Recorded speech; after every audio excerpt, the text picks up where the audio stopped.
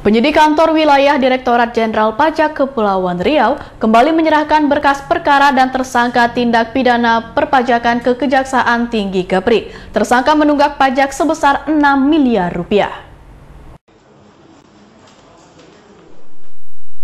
Penyidik kantor wilayah Direktorat Jenderal Pajak Kanwil DJP Kepulauan Riau kembali menyerahkan seorang tersangka tindak pidana perpajakan ke Kejaksaan Negeri Kepri. Tersangka TL Direktur CVRP, perusahaan yang bergerak di bidang sewa angkutan dan alat berat pertambangan. Penyerahan tersangka dilakukan setelah penyidik PPNS menyelesaikan penyidikan terhadap tersangka. Selain itu, turut diserahkan sejumlah barang bukti. Dalam perkara ini, kerugian negara sebesar 6 miliar lebih. Tersangka TL sebelumnya diketahui berdomisili di Batam, namun dalam 1 bulan terakhir pindah ke Kijang, Kabupaten Bintan. Dan memang tinggalnya memang di Kijang, di Bintan itu, di Kampung Pelabuhan. Baru dapat KTP baru di tanggal 1 Juli kemarin. Nah, sebelumnya memang dia tinggalnya di Bukit Raya Sukajadi di Batam. Terkait CVRP ini adalah bergerak di bidang sewa angkutan dan alat berat.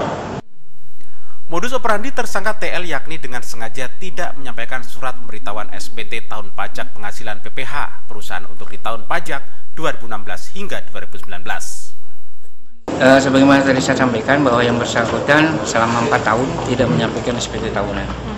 Ya, kemudian juga tidak menyampaikan SPT masa PPN selama 4 tahun. Dan juga tidak melaporkan omsetnya dengan benar. Sehingga itu setelah disidik oleh teman-teman ternyata ada unsur tindak pidana yang tidak dilaporkan oleh yang bersangkutan. Sehingga diduga buktinya kuat dan hari ini ditetapkan sebagai tersangka akibat ketidakpatuhannya tersebut. Sebelum dilakukan tindak pidana penyidikan, tentu kita akan menghimbau dulu untuk memperbaiki SPT, menyampaikan SPT, gitu kan ya, membayar kerugian negara, SKP, gitu, surat tagihan pajak. Tapi kalau tidak dilakukan ya terpaksa kita lakukan penyidikan. Penyidik telah menyita rumah dan harta lainnya.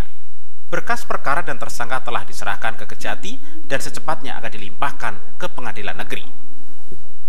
Dari Tanjung Pinang, Humalana Sution, iNews melaporkan.